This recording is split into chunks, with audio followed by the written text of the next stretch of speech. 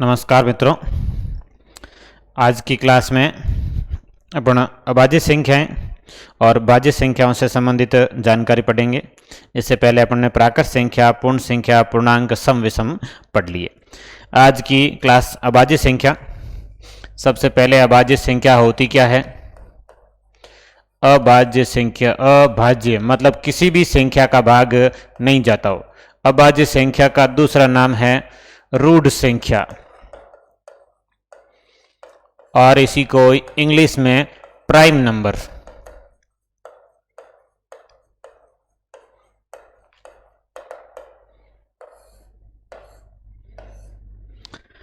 अब देखिए अभाज्य संख्या की परिभाषा। सबसे पहले ये इसके दो नाम है, याद रखना है, अभाज्य संख्या या रूढ़ संख्या। अभाज्य मतलब किसी का भी भाग नहीं जाता हो। अभाज्य का मतलब है किसी संख्या का भाग नहीं जाता हो। अब ऐसी तो कोई कंडीशन नहीं है कि भी किसी का भी भाग नहीं जाए। अभाज्य में दो अपवाद है, उनको छोड़कर फिर किसी का भाग नहीं जाना चाहिए।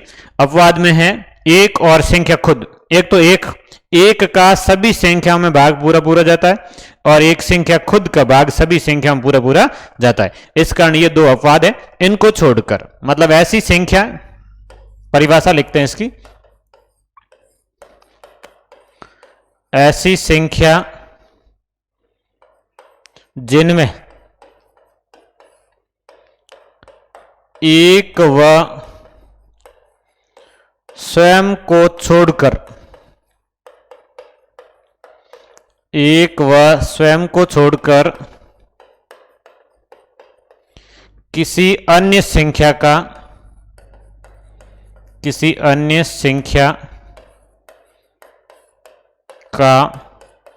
भाग पूरा पूरा नहीं जाता हो,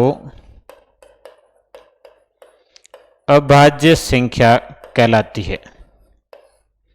अभाज्य संख्या कहलाती है।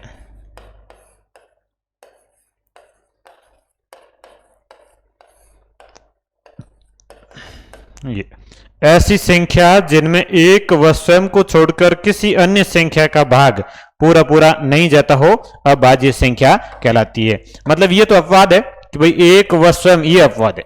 एक और स्वयं का भाग सभी संख्याओं में जाता है, इसलिए ये अपवाद है। इसको यदि छोड़ दिया जाए तो इसके अलावा किसी अन्य संख्या का भाग नहीं जाता है तो वो संख्या अभाज्य संख्या होती है। अब इस प्रकार की संख्याओं के उदाहरण जैसे लिखते हैं तो सबसे छोटी अभाज्य संख्या है 2, उसके बाद की अभाज्य संख्या 3, उसके बाद 5, 7, 11, 13, 17, 19, 23, 29। ये प्रथम 10 अभाज्य संख्या है। प्रथम 10 अभाज्य संख्याओं का कई बार जोड़ पूछा जाता है। 2, 3, 5, 7, 11, 13, 17, 19, 23 और 29। ये प्रथम 10 अभाज्य संख्या है। अब इसके बाद की भी अभाज्य संख्या अपने को 100 तक तो जनरली याद होनी चाहिए कि 100 तक कौन कौन सी अभाज्य संख्या होती है। अब 29 के बाद में 31, 31 के बाद में 37, 37 के बाद में 41, 43, 43 के बाद में 47। ये 50 तक की अभाज्य संख्या है। अब 50 तक टोटल कितनी अभाज्य संख्या आती है? 15 अभाज्य संख्या आती है। 1, 2, 3, 4, 5, 6, 7, 8, 9, 10, 11, 12, 13, 14 और 15। 50 तक की गिनती में 15 अभाज्य संख्या आती, सीधी सीधी अपने को याद होनी चाहिए। अब 50 के बाद में 53, 59, 61, 67, 71, 73, 79, 83, 89 और 97। ये 50 के बाद मतलब 51 से लेके 100 तक 10 अभाज्य संख्या आएगी। 2, 4, 6, 8 और ये 10। 51 से लेके 100 तक 10 अभाज्य संख्या हैं और टोटल 1 से 100 तक ये 25 अभाज्य संख्या होगी। अब ये प्रश्न कई बार परीक्षा में पूछा गया। एक बार फर्स्ट ग्रेड में पूछा था 1 से 100 तक कुल कितनी अभाज्य संख्या होती है? 1 से 50 तक कुल, 1 से 50 तक कुल है 15। दूसरा 1 से 100 तक, 1 से 100 तक कुल है 25। उसके बाद एक प्रश्न और लिख सकते हैं अपन 51 से 100 तक। अब 51 से 100 तक है 10 और 100 से 110 के बीच में भी 4 अभाज्य संख्या हैं, वो भी यदि अपन लिखना चाहे तो लिख सकते हैं कि 100 से 110। जनरल ये प्रश्न भी अब बन सकता है। 100 से 110 तक कुल 4 अभाज्य संख्याएं हैं। अब ऐसे कई प्रश्न बनते हैं अभाज्य संख्याओं से संबंधित। अब बीच में से पूछ ले कि भाई 20 और 40 के बीच में कितनी अभाज्य संख्या है, तो आप संख्या याद होगी तो काउंट करके बता सकते हैं। पहला प्रश्न तो ये कि अभाज्य संख्याएं 100 तक कौन कौन सी है और कितनी होती है। 1 से 100 कितनी है, 50 कितनी है, 51 से 100 कितनी है। बीच में से भी कोई पूछे तो याद होना चाहिए। पहला तो ये कि अभाज्य संख्याएं कौन कौन सी। नेक्स्ट प्रश्न में सबसे छोटी अभाज्य संख्या, पहला प्रश्न मोस्ट प्रश्न, कई बार इसको गलत कर लेते हैं। सबसे छोटी अभाज्य संख्या, सबसे छोटी अभाज्य संख्या है 2। सबसे छोटी अभाज्य संख्या कौन सी है, 2 है। अब इसके बाद यह प्रश्न ऐसे भी कि एकमात्र सम अभाज्य संख्या, एकमात्र सम अभाज्य संख्या, एकमात्र सम अभाज्य संख्या कौन सी है, 2। 2 एक ही ऐसी संख्या है जो सम है और अभाज्य। इसके बाद ऐसी कोई सम संख्या नहीं आएगी जो अभाज्य होगी, क्योंकि सम संख्या आएगी तो उसमें 2 का भाग जाएगा, इसलिए कोई भी सम संख्या अभाज्य नहीं आएगी। एकमात्र आती है, कौन सी आती है, 2। अब इसमें तीसरा प्रश्न, सबसे छोटी विषम अभाज्य संख्या, सबसे छोटी विषम अभाज्य संख्या, सबसे छोटी विषम अभाज्य संख्या, सबसे छोटी विषम अभाज्य संख्या है 3। सबसे छोटी विषम अभाज्य संख्या 3। अब इसमें भी अभाज्य संख्या में और प्रश्न बन सकते हैं 2 अंकों में, 3 अंकों में। ऐसे अभाज्य संख्याएं कौन सी छोटी कौन सी बड़ी, तो अपन पढ़ लेते हैं। 1 अंक में, पहले 1 अंक में छोटी और बड़ी, 1 अंक में छोटी अभाज्य संख्या और बड़ी अभाज्य संख्या। 1 अंक में छोटी अभाज्य संख्या है 2 और बड़ी अभाज्य संख्या है 7। 1 अंक में सबसे छोटी अभाज्य संख्या 2 और बड़ी 7। फिर 2 अंक में, 2 अंकों में सबसे छोटी अभाज्य संख्या 11 और 2 अंकों में सबसे बड़ी अभाज्य संख्या 97। अब ऐसा ही 3 अंक, 3 अंकों में सबसे छोटी अभाज्य संख्या 101। 101 अभाज्य संख्या, 100 के बाद 101, 103, 107 ये अभाज्य संख्या है। 101 अभाज्य संख्या है और सबसे 3 अंकों में सबसे बड़ी अभाज्य संख्या है वो 997। 3 अंकों की सबसे बड़ी अभाज्य संख्या 997। 1 अंक, 2 अंक और 3 अंक। एक और है 4 अंकों की छोटी। यह प्रश्न इंपॉर्टेंट है, नया प्रश्न है। 4 अंक में सबसे छोटी अभाज्य संख्या 1009।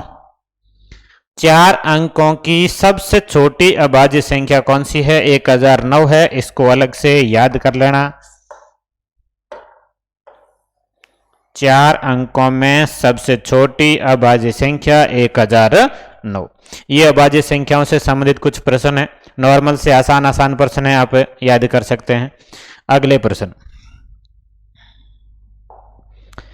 अगला प्रश्न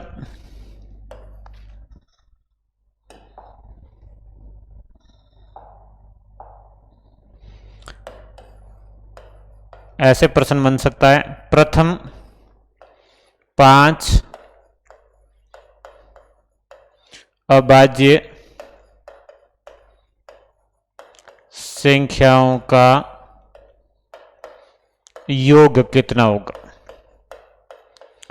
प्रथम 5 अभाज्य संख्याओं का योग कितना होगा। अब इसके लिए अपने को अभाज्य संख्याएं जोड़नी पड़ेगी और कोई इसका सूत्र है नहीं। पहली अभाज्य संख्या 2, अगली अभाज्य संख्या 3, अगली 5, इसके बाद 7 और 7 के बाद 11। ये 5 अभाज्य संख्याएं होगी। अब इन पांचों अभाज्य संख्याओं का जोड़ कितना होगा तो जोड़ कर सकते हैं। 2 3 5 5 10 7 17 11 28। ये प्रथम 5 अभाज्य संख्याओं का योग। दूसरा प्रश्न, ये सबसे ज्यादा इंपॉर्टेंट, सबसे ज्यादा परीक्षाओं में पूछा गया प्रश्न है। प्रथम 10 अभाज्य संख्याओं का योग।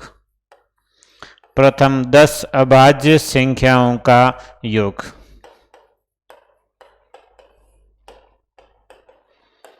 प्रथम 10 अभाज्य संख्याओं का योग। अब इसके लिए अपने को प्रथम 10 अभाज्य संख्या अपने शुरू में लिखी थी अलग, 29 तक जो थी वो 10 अभाज्य संख्याएं थी, इनका योग करना है। तो पहली अभाज्य संख्या 2, फिर 3, फिर 5, फिर 7, फिर 11, फिर 13, फिर 17, फिर 19, 19 के बाद 23 और 23 के बाद 29। 2 2 4 2 6 2 8 और 2 10। ये 10 अभाज्य संख्याएं। अब शुरू की 10 अभाज्य संख्याओं का जोड़, इनका जोड़ 129, इनको जोड़ लीजिए 129 आएगा। प्रथम 10 अभाज्य संख्याओं का योग 129, प्रथम 5 अभाज्य संख्याओं का योग 28। अब जोड़ से संबंधित एक प्रश्न और बन सकता है, ऐसा और भी बीच में से बन सकते हैं भाई 20 और 40 के बीच की अभाज्य संख्याओं का योग कितना होगा। तो अब अभाज्य संख्याएं याद होगी तो अपन जोड़ कर सकते हैं। प्रश्न बनने में कहीं से भी बन सकता है, अभाज्य संख्याएं सारी याद करनी है। तीसरा प्रश्न, 20 तक की सभी अभाज्य संख्याओं का योग कितना होगा।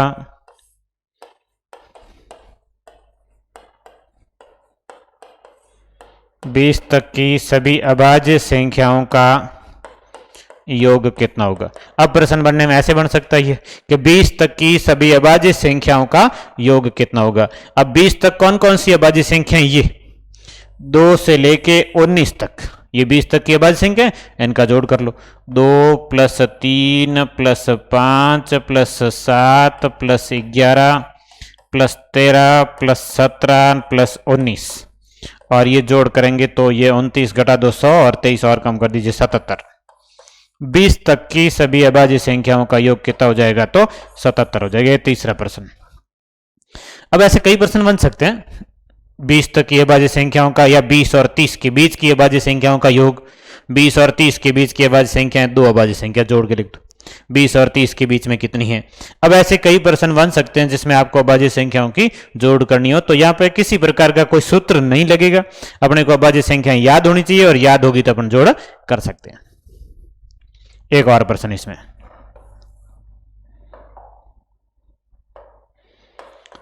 100 तक कुल कितनी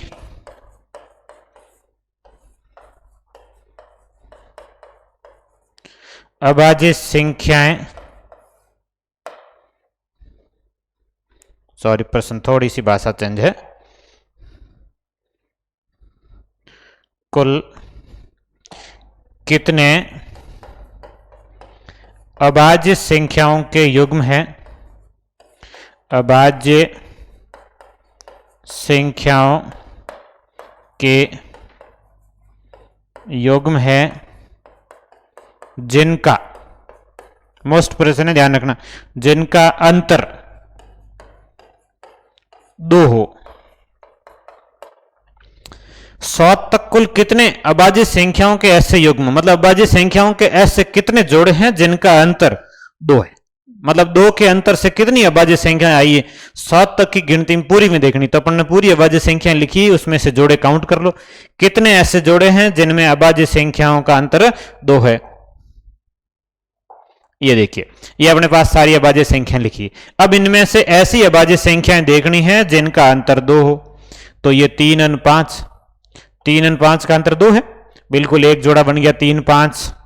दूसरा ये 5 और 7, 5 और 7 अंतर 2 है, एक जोड़ा बन गया 3 5 का, एक बन गया 5 7 का, 2 जोड़े ये बन गए, एक जोड़ा ये 11 और 13 का, 11 और 13 का अंतर 2 है।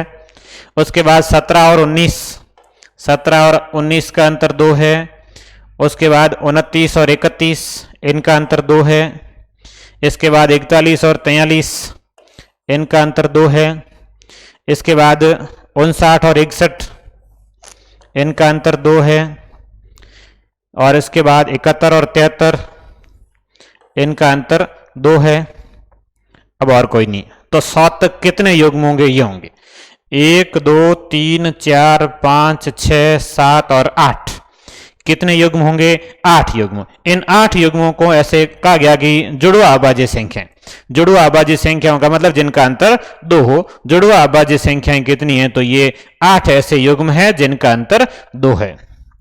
तो अपने इस प्रश्न का उत्तर 8 हो जाएगा। ऐसे कितने युग्म हैं जिनका अंतर 2 है? 8। 100 तक अभाज्य संख्याओं में कुल कितने ऐसे युग्म हैं जिनका अंतर 2 है? तो ऐसे कितने युग्म हैं? 8 युग्म। इस प्रश्न का उत्तर 8 होगा। ये इंपॉर्टेंट प्रश्न है भाई, याद कर लेना। नहीं तो 100 तक अभाज्य संख्या है तो गुण सकते हैं। इसी को ही जुड़वा अभाज्य संख्या कहा जाता है। जुड़वा अभाज्य संख्याएं मतलब अभाज्य संख्याओं का युग्म जिनका अंतर 2 हो। चलो अगला प्रश्न। अब ये तो थे अभाज्य संख्याओं के जोड़ से संबंधित। अब और भी प्रश्न बन सकते हैं अभाज्य संख्याओं में। 2-3 कथन के रूप में प्रश्न बनते हैं। एक ऐसे है, 5 या 5 से बड़ी सभी अभाज्य संख्याओं को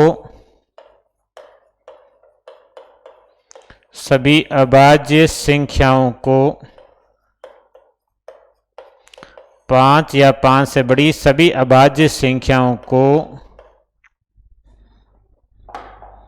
मोस्ट लाइन है, वेरी वेरी इंपॉर्टेंट, 6k ± 1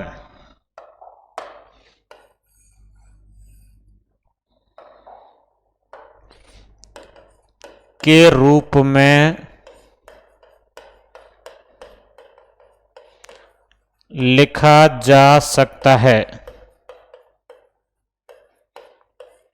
5 या 5 से बड़ी सभी अभाज्य संख्याओं को 6k ± 1 के रूप में लिख सकते हैं। यह इंपॉर्टेंट लाइन है और इस लाइन से अपन अभाज्य संख्याओं का पता करना भी थोड़ा सा आसान हो जाता है। कोई अभाज्य संख्या है कि नहीं है उसका पता करना थोड़ा सा और आसान हो जाता है कि अभाज्य संख्या है तो उसको इस रूप में लिख सकते हैं। अब यह है क्या मामला? 6k ± 1 का मतलब क्या है? अब इसका सीधा सीधा मतलब यह है कि कोई अभाज्य संख्या है और उसको 6 से भाग दिया जाता है। अभाज्य संख्या को यदि 6 से भाग दिया जाए तो 2 कंडीशन बनेगी। अभाज्य संख्या है और उसमें 6 का भाग देंगे तो शेषफल या तो 1 होगा या शेषफल 5 होगा। ये एक फिक्स कंडीशन। कोई अभाज्य संख्या है तो उसको यदि 6 से भाग दिया जाए तो उसमें शेषफल या तो 1 बचेगा या फिर 5 बचेगा। यदि ये शेषफल नहीं बच रहा मतलब अभाज्य संख्या नहीं है। सारी अभाज्य संख्याओं को ऐसे लिख सकते हैं और उसमें 6 का भाग देने पर शेषफल 1 या फिर 5 बचेगा। सभी अभाज्य संख्याओं को 6 से भाग देने पर शेषफल 1 या फिर 5 बचेगा। ये इंपॉर्टेंट लाइन है अभाज्य संख्या का पता करने के लिए कि भाई कोई संख्या लिख दी अभाज्य है कि नहीं है। अब उसमें 6 का भाग देके अपन पता कर सकते हैं शेषफल 1 या 5 आता है तो अभाज्य संख्या हो सकती है। उसके बाद की कंडीशन और चेक करनी होगी, लेकिन यदि ऐसा नहीं आता है तो अभाज्य संख्या नहीं होगी। सीधा सीधा क्लियर हो जाएगा कि यदि शेषफल 1 नहीं आ रहा है मतलब अभाज्य संख्या नहीं होगी। ये समझ में आ गया होगा। अब देखिए इस फॉर्मेट में लिखने का तरीका, जैसे कोई अभाज्य संख्या 5 से बड़ी संख्या अभाज्य लेते हैं, जैसे 11, जैसे 17, जैसे बड़ी संख्या लिखते हैं 53 अभाज्य संख्या है, जैसे 57 ये अभाज्य संख्या है। अब ये देखिए 6k ± 1 में कैसे लिख सकते हैं? मतलब 11 में यदि 6 का भाग देते हैं 5 शेष बचेगा। 11 में 6 का भाग दिया जाए कितना शेष बचेगा? 5, मतलब अभाज्य संख्या हो सकती है। 17 में आप 6 का भाग दीजिए, 17 में 6 का भाग देंगे कितना शेष बचेगा? 5 शेष बचेगा। अब 11 को 6k ± रूप में कैसे लिखते हैं कि 6 के गुणनखंड 6 गुणा k, मतलब कोई संख्या है 6 का गुणनखंड उसमें 1 ज्यादा या 1 कम, तो इसको लिख सकते हैं अपन 6 × 2 - 1, प्लस माइनस 1 के रूप में लिखना है तो 11 को ऐसे लिख सकते हैं, 6 गुणा 2 12 और माइनस 1 ये 11 हो जाएगा। जैसे 17 है आप इसको लिख सकते हैं 6 गुणा 3 18 माइनस 1 ये 17, 6 के गुणज के रूप में प्लस माइनस 1, 53 को 6 9 में 54, 6 गुणा 9 ये 54 और ये माइनस 1, ये जैसे 57 है इसको लिख सकते हैं, सॉरी 57 अभाज्य संख्या ही नहीं है, इसकी जगह अपन दूसरा लिखते हैं, अभाज्य संख्या नहीं है तो ऐसा नहीं लिख पाएंगे। 61 अभाज्य संख्या है, 61 को लिख सकते हैं 6 गुणा 10 प्लस 1। सारी अभाज्य संख्याओं को इस फॉर्मेट में लिख सकते हैं। 6 के प्लस माइनस 1 अभाज्य संख्या है तो लिख सकते हैं, अन्यथा नहीं लिख सकते। अभाज्य संख्या नहीं है उसको नहीं लिखा जा सकेगा। अब यह है कि इस प्रकार लिखी गई सारी संख्याएं अभाज्य होती है ऐसा जरूरी नहीं है, लेकिन अभाज्य संख्या है तो इस रूप में लिख सकते हैं, 6 के प्लस माइनस 1 के रूप में लिख सकते हैं। अभाज्य संख्या है तो लिख सकते हैं, वो भी 5 से बड़ी होनी चाहिए, 5 या 5 से बड़ी, मतलब 2 जिसमें ये नियम लागू नहीं होगा, एक होगी 2 और एक 3।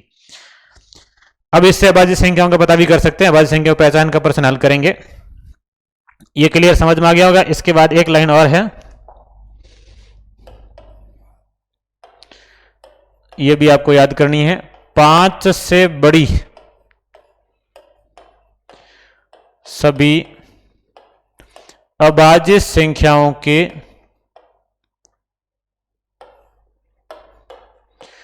पांच से बड़ी सभी अभाज्य संख्याओं के वर्ग को 24 से भाग देने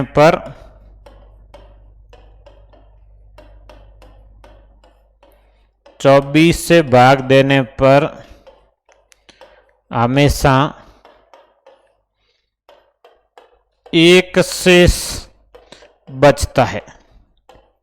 ये भी इंपॉर्टेंट प्रश्न है, इस लाइन से कई प्रश्न बनते हैं कि 5 से बड़ी, 5 या 5 से बड़ी अभाज्य संख्याओं के वर्ग, 5 या 5 से बड़ी है अभाज्य संख्याओं के वर्ग को यदि 24 से भाग दिया जाए तो शेषफल कितना रहेगा, 1 रहेगा।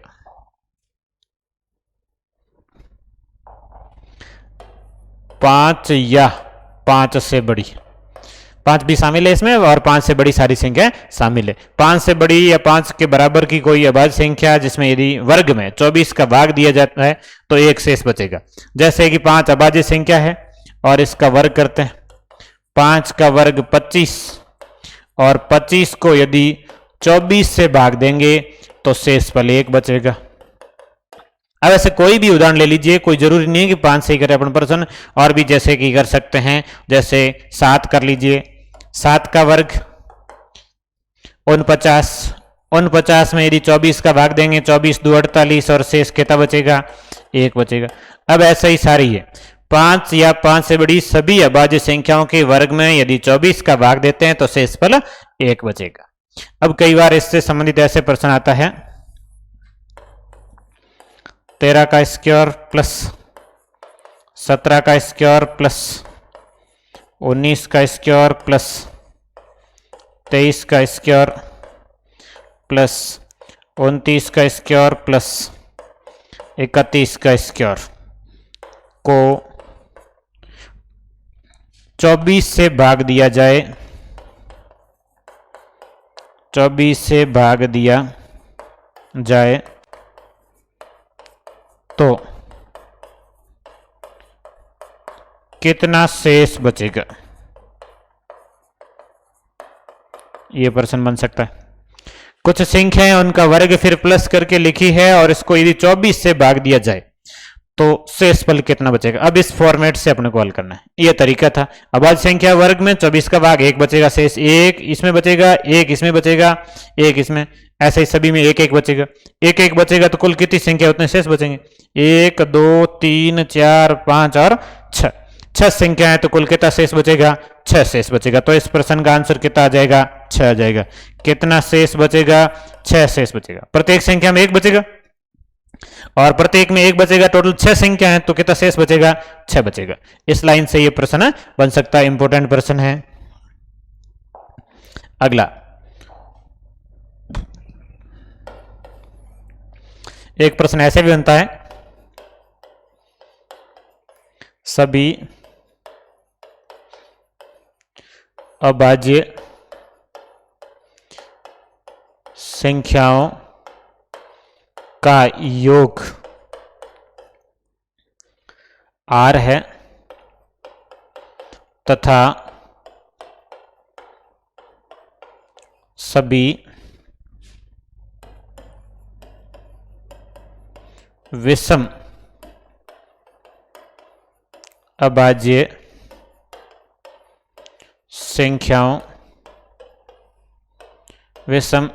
संख्याओं का योग S है तो R माइनस S बराबर कितना होगा। यह बहुत इंपॉर्टेंट प्रश्न है। सभी अभाज्य संख्याओं के योग में से यदि विषम अभाज्य संख्याओं का योग घटा लिया जाए तो शेषफल कितना बचेगा। सभी अभाज्य संख्याओं का योग R और सभी विषम अभाज्य संख्याओं का योग S। सभी अभाज्य संख्याओं में से सारी विषम अभाज्य संख्याएं घटानी है। प्रश्न ये है, सभी अभाज्य सारी अभाज्य संख्याएं हैं, उसमें से विषम अभाज्य संख्याएं घटानी हैं। अब अपने को इस प्रश्न का उत्तर कैसे ज्ञात करना है। अभाज्य संख्या तो बहुत सारी है, उनको कैसे जोड़ेंगे, कैसे घटाएंगे। तो इसमें थोड़ा सा दिमाग लगाना है कि सारी अभाज्य संख्याओं में से यदि विषम घट जाएगी तो सम बचेगी। टोटल अभाज्य संख्या उसमें से यदि विषम अभाज्य संख्याओं को घटा दिया जाए, टोटल अभाज्य संख्या ऐसी होगी 2 + 3 + 5 + 7 + ऐसे चलेगी। इसमें से अपन विषम अभाज्य संख्या मतलब 3 + 5 + 7 + डैश डैश ऐसे यदि घटा लेते हैं तो इसमें एक संख्या ऐसी है जो सम है और वो शेष बच जाएगी। ये सारा मामला आपस में कट जाएगा। कौन सा बचेगा? 2 बचेगा। तो इसका उत्तर आ जाएगा 2। सभी अभाज्य संख्याओं और विषम अभाज्य संख्याओं का अंतर 2 होता है। एकमात्र सम अभाज्य संख्या जो शेष बचेगी और कौन सी है वो 2। ये इंपॉर्टेंट प्रश्न है अभाज्य संख्याओं का। अब नेक्स्ट प्रश्न अभाज्य संख्याओं में अभाज्य संख्याओं की पहचान करने का प्रश्न आता है। ये थोड़ा सा हार्ड प्रश्न है, कैलकुलेशन ज्यादा है, बाकी हार्ड कुछ नहीं, समझ में आ जाएगा, लेकिन कैलकुलेशन थोड़ी सी ज्यादा है कि निम्न में से कौन सी अभाज्य संख्या है या नहीं पता करनी है। निम्न में से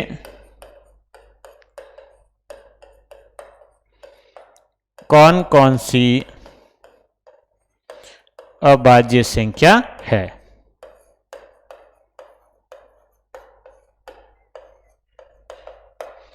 अब इसमें कौन कौन सी अभाज्य संख्या है और कौन सी अभाज्य संख्या नहीं है, इसका पता करने के लिए थोड़ी सी गणित की एक्स्ट्रा जानकारी होनी चाहिए। नेक्स्ट टॉपिक भी जरूरत पड़ेगी कि इसमें पूर्ण वर्ग संख्याओं की भी जरूरत पड़ेगी और भाजकता के नियम की भी जरूरत पड़ेगी। तो थोड़ी सी जानकारी के लिए अपन पढ़ लेते हैं, समझ में आ जाएगा, फिर भाजकता के नियम अगली क्लासों में पढ़ेंगे। अब जैसे इसके लिए अपने पास कुछ ऑप्शन दिए होंगे, भाई कौन कौन सी संख्याएं पता करनी है, तो 5 7 एक ऑप्शन लिखते हैं अपन। 5 इन अभाज्य संख्याओं का पता करेंगे। 107, 125, 132, 231, 353।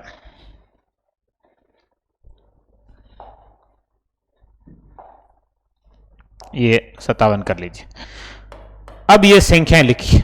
अब इनमें से अभाज्य है या नहीं अपने को पता करना, कौन सी अभाज्य संख्या है और कौन सी नहीं है, या कितनी अभाज्य संख्याएं आएगी। अब इसका पता करने के लिए सबसे पहले तो सिद्ध अपने को याद है वो तो 100 तक था, भाई 100 तक तो सारी याद थी। अब इसके बाद का भी प्रश्न आ गया, बड़ी संख्या आ गई, पता कैसे चलेगा इसमें भाग जाएगा कि नहीं जाएगा, कितनी संख्याओं का भाग देना है। तो अब इसमें आपको वैसे 2 तरीके रहते हैं, एक तरीका आजमा लीजिए, दोनों तरीके उपयोग में लेने की बजाय एक से हल करें। तो सबसे पहले अपने भाजकता के नियम आते हैं, तो कुछ संख्याओं में अपन पता कर सकते हैं, सीधा सीधा अपने को दिख जाएगा कि जैसे कोई सम संख्या आ गई है मतलब 2 का भाग जाएगा और वो हमेशा भाज्य संख्या होगी। तो 132 ये अभाज्य नहीं है, सीधा सीधा अभाज्य संख्या नहीं है।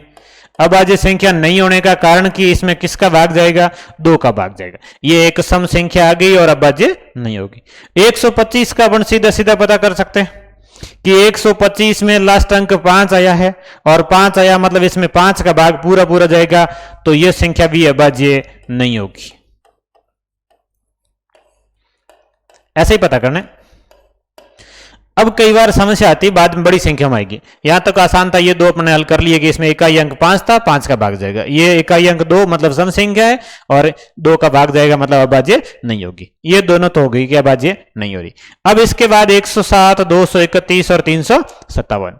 अब मेन समस्या ये रहती है कि अपन इसमें कितनी संख्याओं का भाग दें।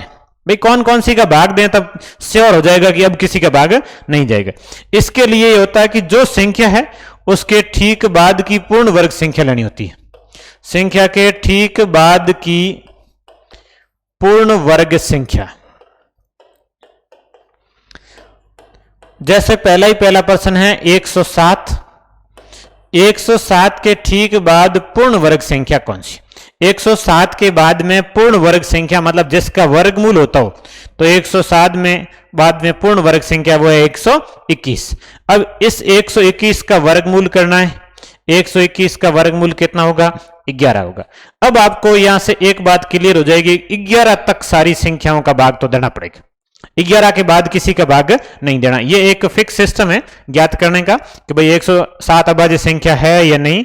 इसके लिए कि 107 के ठीक बाद की पूर्ण वर्ग संख्या, उस पूर्ण वर्ग संख्या का वर्गमूल और उस वर्गमूल वाला जो अंक है वहां तक जितनी अभाज्य संख्या है उन सब का भाग देना है। तो यहां 11 तक अभाज्य संख्याएं कौन कौन सी है? 2, 3, 5, 7 और 11। ये 5 संख्या हैं। इन पांचों का भाग देके पता करना है। पांचों में से किसी का भाग जा रहा है तो भाज्य संख्या हो जाएगी और किसी का भी भाग नहीं जा रहा तो अभाज्य। मतलब एक भाग देने की लिमिट हो जाती है कि 107 अभाज्य संख्या होगी कि नहीं। इसके लिए ये 5, इनका भाग दो, 2 का भाग नहीं जाएगा, सीधा सीधा है। विषम संख्या में 2 का भाग नहीं जाता। 3 की भाजकता का नियम, अंकों का योग करो। 7 ने 1 8, 8 में 3 का भाग नहीं जा रहा है मतलब 3 का भाग नहीं जाएगा। उसके बाद इकाई अंक से पता कर सकते हैं 5 का भाग नहीं जाएगा, 11 का भाग नहीं जाएगा, सीधा सीधा 11 का पड़ा है 110 होता है और ये 107 है तो 11 का भाग नहीं जा रहा है। अब ये बीच में एक संख्या बची जिसका आपको भाग देना है, तो 107 में आप 7 का भाग दो, तो 7 एकम 7, 3 शेष बचेंगे। 37 में 7 का भाग जाता नहीं, 35 में जाता है, 2 शेष बच जाएंगे मतलब भाग नहीं जा रहा, किसी का भी नहीं जा रहा। 7 का भाग नहीं जा रहा है मतलब अब ये क्लियर हो गया कि ये अभाज्य संख्या है, इसमें किसी भी संख्या का भाग नहीं जाएगा। मतलब 107 जो संख्या है वो अभाज्य संख्या है। 107 कैसी संख्या हो गई? अभाज्य संख्या होगी। ये आपको तरीका समझ में आ गया होगा कि कैसे पता करना है अभाज्य संख्या है या नहीं है। तो पता करने के लिए संख्या है उसके बाद की पूर्ण वर्ग संख्या लेनी है और उस संख्या का वर्गमूल और उस वर्गमूल तक की अभाज्य संख्याओं का भाग देना है। तो वर्गमूल तक 2, 3, 5, 7, 11 4 संख्याएं थी, 5 पांचों का भाग देके पता कर लिया, भाग नहीं जा रहा मतलब अभाज्य होगी। अब 2 और ऑप्शन है, यहां पर भी अपने को पता करना है किसका भाग जाएगा और किसका नहीं जाएगा। सेम तरीका है, यही अभी जो तरीका अपनाया था वैसा का वैसा तरीका। 231 के बाद की पूर्ण वर्ग संख्या और वहां तक की सारी संख्याओं का भाग दो, फिर अभाज्य है या नहीं पता चल जाएगा। तो एक बार इसको साफ कर लेते हैं फिर वापस लिखते हैं। अब देखिए 231 है, 231 के बाद की पूर्ण वर्ग संख्या पता करनी पड़ेगी। 231 के बाद में 256 पूर्ण वर्ग संख्या है और 256 का वर्गमूल होता है 16। 16 गुणा 16 256 होता है। 256 का वर्गमूल लिखना है 16 और 16 तक अभाज्य संख्या है उनका भाग देना है। तो 16 तक की अभाज्य संख्या होगी 2, 3, 5, 7, 11, 13। तो सीधा सीधा कि 2 का भाग तो नहीं जाएगा, विषम संख्या 2 का भाग नहीं जाएगा। अब 3 का भाग दो, 3 का भाग देना है अंकों का योग 2, 3, 5 और 1 6, ये तो हो गया। 3 का भाग जा रहा है, अंकों का योग 6 हुआ है, इसमें 3 का भाग जा रहा है मतलब ये अभाज्य संख्या नहीं है, बाकी का भाग देने की जरूरत ही नहीं थी, 3 का भाग जा रहा है। अब इसके बाद में ये इसमें भी 3 का भाग जा रहा है 7 5 12 3 15 अंकों का योग 3 से भाज्य है, मतलब संख्या में 3 का भाग जाएगा और यह अभाज्य संख्या नहीं होगी। तो इसमें एकमात्र अभाज्य संख्या थी, वो थी 107। बाकी सारी संख्याएं अभाज्य संख्याएं नहीं है। अब आपको पता करने का तरीका समझ में आ गया होगा, अभाज्य संख्या है या नहीं कैसे पता करनी है। अब अभाज्य संख्याओं से संबंधित जो आपके प्रश्न थे वो मैंने सारे लिखा दिए। ये अभाज्य संख्या कंप्लीट है। अब जो अभाज्य संख्याओं में नहीं आती है उन संख्याओं को भाज्य संख्या कहते हैं, और कौन कौन सी भाज्य संख्या है उनको भी अपन पढ़ लेते हैं। नेक्स्ट, भाज्य संख्या।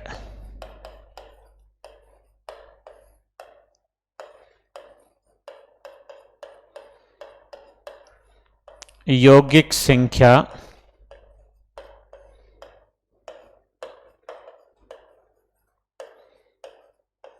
संयुक्त संख्या। अब इसके 3 नाम हैं, भाज्य संख्या, यौगिक संख्या या संयुक्त संख्या। भाज्य, यौगिक और संयुक्त का मतलब है ऐसी संख्या जिसमें किसी न किसी का भाग जाता हो। अभाज्य को छोड़ के शेष संख्याएं भाज्य संख्या है। तो सबसे छोटी भाज्य संख्या है वो है 4। 4 के बाद की भाज्य संख्या है 6। 6 के बाद भाज्य संख्या 8। 8 के बाद 9। 9 के बाद 10। 12। 12 के बाद 14। 15। 16। 18। 20। ये भाज्य संख्या। अब भाज्य संख्या बहुत सारी है, अभाज्य को छोड़ दे शेष सारी भाज्य संख्याएं। भाज्य संख्या में नॉर्मली 1-2 प्रश्न बन सकते हैं। पहला प्रश्न की सबसे छोटी भाज्य संख्या, सबसे छोटी भाज्य संख्या या संयुक्त संख्या। तो सबसे छोटी भाज्य संख्या कौन सी है? 4 है। अब सबसे छोटी विषम भाज्य संख्या, यह प्रश्न बन सकता है। सबसे छोटी विषम भाज्य संख्या, इन संख्याओं में सबसे छोटी और विषम भाज्य संख्या कौन सी है? तो 9। सबसे छोटी विषम भाज्य संख्या कौन सी है? 9। इससे पहले की तीनों सम है, 4, 6, 8 और ये तीसरी जो है वो 9 है। अब ये विषम भाज्य संख्या। अब इसमें प्रश्न ऐसे बन सकता है, प्रथम 5 भाज्य संख्याओं का योग, प्रथम 5 भाज्य संख्याओं का योग। अब प्रथम 5 भाज्य संख्याओं का योग कितना होगा? ये अपने जोड़नी पड़ेगी। प्रथम 5 भाज्य संख्याएं कौन सी है? 4 + 6 + 8 + 9 + 10, ये होगी 5।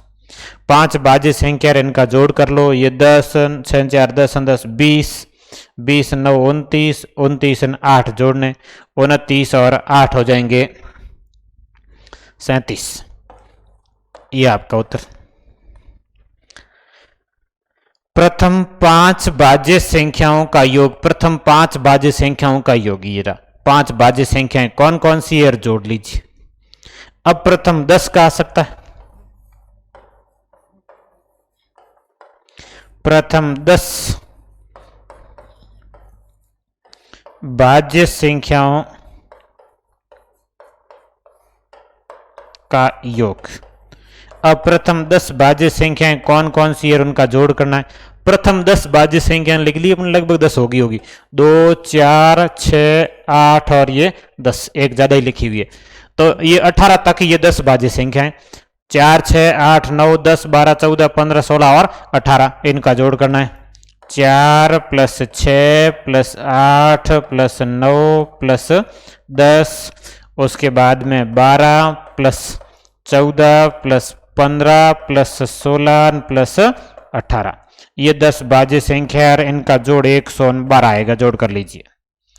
प्रथम 10 भाज्य संख्याओं का योगफल कितना हो जाएगा? 112। प्रथम 10 अभाज्य संख्याओं का योग अपन ने पहले पढ़ा था 129। अभाज्य संख्याओं का योग 129, भाज्य संख्याओं का योग 112। ये 2 प्रश्न मोस्ट है, सीधे सीधे याद रख लीजिए, जोड़ करने की जरूरत ही नहीं आए। प्रथम 10 अभाज्य का योग 129, प्रथम 10 भाज्य का योग 112। ये भाज्य संख्या या यौगिक संख्या से संबंधित प्रश्न। अब एक प्रश्न ऐसे बनता है, यौगिक संख्याएं भाज्य संख्याएं कितनी है, कैसे? अब ये जो विभाजन किया गया है ये प्राकृत संख्याओं का किया गया, प्राकृत संख्याओं का विभाजन था। और इस विभाजन में 3 तरह की संख्याएं लिखी इन्होंने। पहली लिखी अभाज्य, जो अपन ने पढ़ ली। दूसरी भाज्य,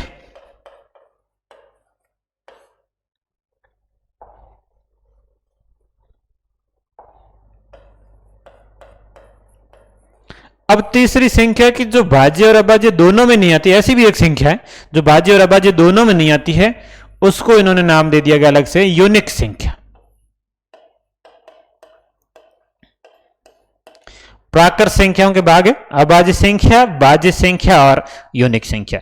अभाज्य संख्या जिनमें भाग नहीं जाता हो, अपन यदि 1 से 100 तक की बात करें तो 1 से 100 तक कुल कितनी अभाज्य संख्याएं आई थी? 25 अभाज्य संख्याएं आई थी। 1 से 100 तक की गिनती में 25 अभाज्य संख्याएं आई थी। अब भाज्य संख्याएं कितनी आएगी? यही एक प्रश्न सेम यदि 1 से 100 तक का होता कि 1 से 100 तक भाज्य संख्याएं कितनी है, 1 से 100 तक की गिनती में भाज्य संख्याएं कितनी है, तो एक पहले से ये देख लीजिए कि 1 से 100 तक लिखो, 1000 तक लिखो, कहीं तक भी लिखो, यूनिक संख्या एक ही है। और वो कौन सी है? 1। यूनिक संख्या कौन सी है? 1। ये जो 1 है न भाज्य है और न ही अभाज्य है। 1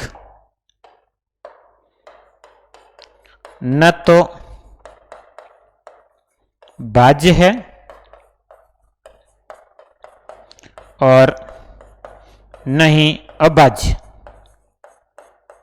ये जो 1 है ये भाज्य और अभाज्य दोनों में ही नहीं आता है। ये ऐसी संख्या है जो भाज्य और अभाज्य में नहीं आती है, इसलिए इसका अलग नाम दिया गया यूनिक संख्या या भाज्य और अभाज्य नहीं है। अब ये एक ही है, ये ध्यान रखना कि ऐसी संख्या एक ही है, मतलब पूरी गिनती में एक ही ऐसी संख्या जो भाज्य और अभाज्य में डिवाइड नहीं है, बाकी सारी संख्याओं का डिवाइडेशन हुआ है। 100 तक भाज्य संख्याएं कितनी होगी ये ज्ञात करना। अभाज्य संख्याएं अपन ने देख ली, 1 से 100 तक अभाज्य संख्याएं 25 होती है। 100 तक गिनती में टोटल संख्याएं 100, उसमें से 25 अभाज्य काट दीजिए, 1 यूनिक काट दीजिए, 26 काट दीजिए, शेष कितनी बचेगी? 74 संख्याएं बचेगी। शेष 74 संख्याएं बचेगी तो भाज्य संख्याएं कितनी हो जाएगी? 74। ये इंपॉर्टेंट प्रश्न हो गया नया। 100 तक की गिनती में कितनी भाज्य संख्याएं होगी? 74 भाज्य संख्याएं होगी। अभाज्य संख्याएं कितनी हैं? 25 है। अब यही प्रश्न 50 तक का बन सकता है कि 50 तक में भाज्य संख्याएं अभाज्य संख्याएं कौन सी है, ऐसा प्रश्न बन सकता है। अब कितनी संख्याएं होगी एक बार थोड़ा सा इसको भी देख लेते हैं। 50 तक वाले में 1 से 50 तक कितनी भाज्य संख्या हैं?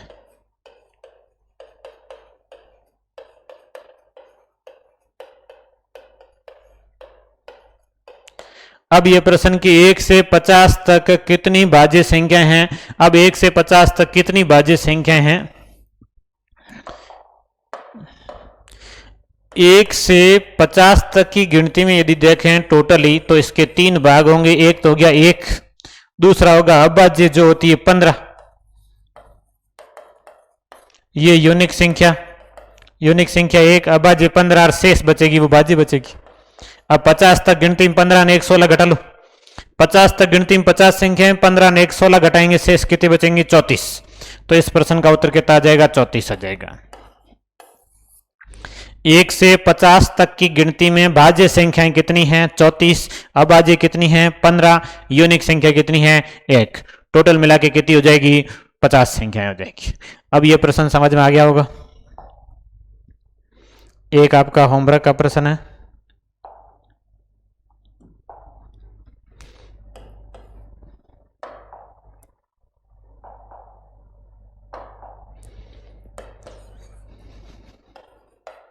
यह आपका होमवर्क है जो आप खुद करेंगे।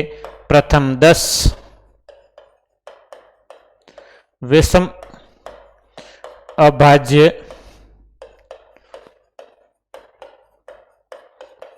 संख्याओं का योग कितना होगा?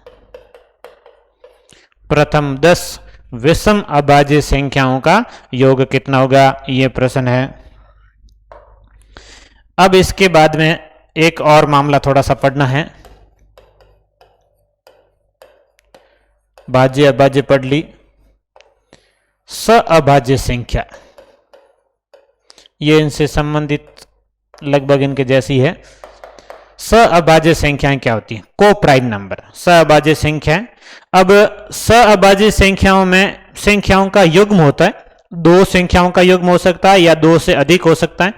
दो या दो से अधिक संख्याओं का ऐसा युग्म जो आपस में कटता नहीं हो, मतलब जिनका कोई गुणनखंड उभयनिष्ठ नहीं हो, अभाज्य संख्या होती है।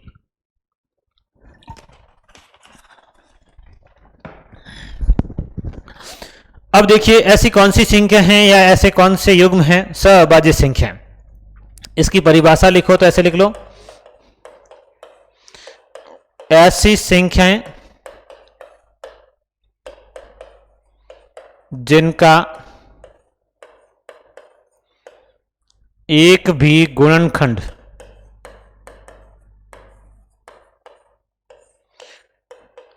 एक को छोड़कर, क्योंकि एक सभी में होता है, जिनका एक भी गुणनखंड उभयनिष्ठ मतलब दोनों में नहीं हो, उभयनिष्ठ का मतलब कॉमन, उभयनिष्ठ नहीं हो, ऐसी संख्याएं जिनका एक भी गुणनखंड एक को छोड़कर उभयनिष्ठ नहीं हो, अभाज्य संख्या होती है।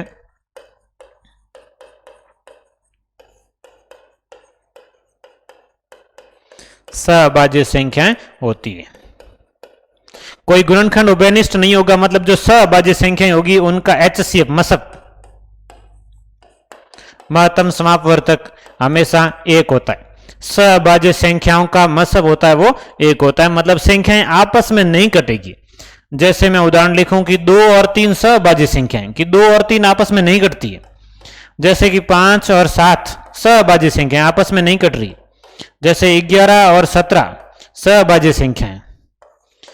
जैसे कि 23 और 25 अभाज्य संख्याएं, ये आपस में नहीं कट रही। तो ये दो संख्याओं का युग्म होता है या दो से अधिक संख्याओं का युग्म, जैसे कि 13, 17, 21, ये दो से अधिक हो सकती है, दो जरूर नहीं है, दो से अधिक मतलब तीनों आपस में नहीं कटनी चाहिए। कई बार ऐसे कंफ्यूज होते, दो आपस में कट जाती है, जैसे कि 4, 8, 9, ये भी अभाज्य है क्योंकि तीनों संख्याएं आपस में किसी से नहीं कट रही। ये सारी अभाज्य संख्याएं हैं, ये आपस में किसी से ही नहीं कट रही। किसी एक संख्या से सारी संख्याएं नहीं कटनी चाहिए। 2 और 3 अभाज्य है, 5, 7 अभाज्य है, 11, 17, 23, 25, 13, 17, 21, 4, 8, 9, ये अभाज्य संख्या है, मतलब जो आपस में नहीं कटती। अब अभाज्य संख्याएं कौन सी नहीं होती कि ये तो अभाज्य संख्या कैसे होगी तो अभाज्य नहीं होगी? जैसे 4 और 6 अभाज्य नहीं है, क्योंकि 4 और 6 दोनों आपस में 2 से कट रही है, 2 का भाग जा रहा है, 2 का भाग 4 में भी जा रहा है और 2 का भाग 6 में भी जा रहा है। जैसे कि 8 और 16 2 का भाग जा रहा है। जैसे 25 और 30 5 का भाग जा रहा है, तो ये अभाज्य संख्याएं नहीं होगी। ऐसी संख्याएं जो आपस में कटती हो अभाज्य संख्याएं नहीं होती, और जो आपस में नहीं कटती है वो अभाज्य संख्याएं होती है। और अभाज्य संख्याओं का जो मसब होता है वो हमेशा एक होता है, ये इंपॉर्टेंट। अभाज्य संख्याओं का मसब एक होता है, मतलब इनका गुणनखंड उभयनिष्ठ गुणनखंड जो होता है वो एक होता है। अब देखिए अभाज्य संख्याओं के बारे में कुछ तथ्य हैं। अभाज्य संख्याओं का पहला तो कि मसब एक होता है, इनका उभयनिष्ठ गुणनखंड एक होता है, और दूसरा जो है कि दो यदि लगातार प्राकृत संख्याएं लिखी है तो वो हमेशा अभाज्य संख्याएं होगी। दो लगातार प्राकृत संख्याएं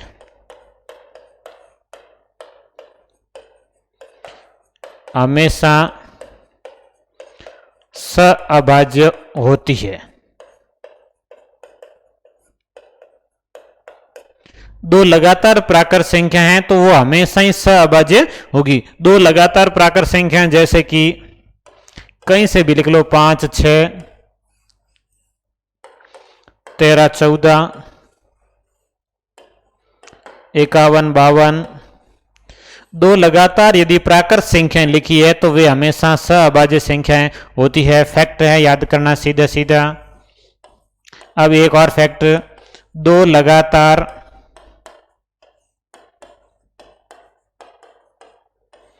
विषम संख्याएं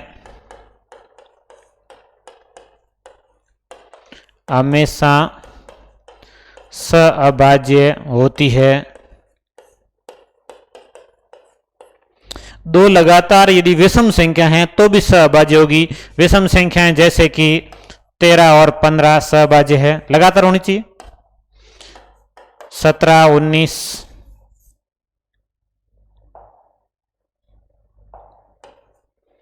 जैसे कि 101 और 103, 1013, 1015, यदि लगातार लिखिए, दो लगातार की विषम संख्याएं लिखिए तो वे हमेशा सहअभाज्य होती है। जैसे ही दो लगातार प्राकृत संख्याएं, ऐसे यदि तीन लगातार प्राकृत संख्याएं होगी तो भी सहअभाज्य होगी।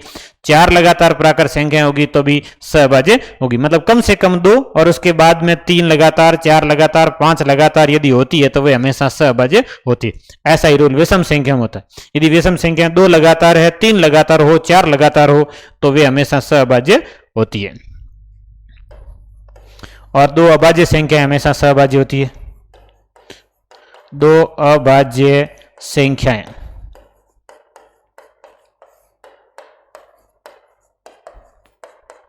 हमेशा सहअभाज्य संख्याएं होती है।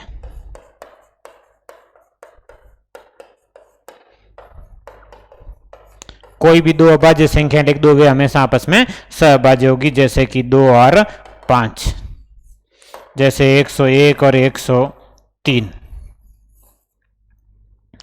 जैसे 103 और 107। कोई भी दो यदि अभाज्य संख्या, इसमें लगातार जरूर नहीं है, कोई भी दो अभाज्य संख्या लिख दो। दो अभाज्य संख्याएं मतलब सहअभाज्य होगी। दो अभाज्य संख्याएं हमेशा सहअभाज्य होती है। दो लगातार विषम संख्याएं सहअभाज्य होती है और दो लगातार प्राकृत संख्या हमेशा सहअभाज्य होती है। सहअभाज्य का मतलब ये संख्याएं आपस में नहीं कटती है। सहअभाज्य संख्याओं का मतलब एक होता है, इनका उभयनिष्ठ गुणनखंड एक होता है। ये सहअभाज्य संख्या आज अपन ने पढ़ ली। अभाज्य संख्याएं, भाज्य संख्या और सहअभाज्य संख्याएं, इन तीनों को पूरा आप लिख के याद कर लीजिए। एक एक पॉइंट कॉपी में नोट कर लीजिए, वापस पढ़िए, 2-3 बार पढ़िए, याद हो जाएंगे। बहुत इंपॉर्टेंट टॉपिक है आज का, ये सभी भर्तियों के लिए बहुत इंपॉर्टेंट है।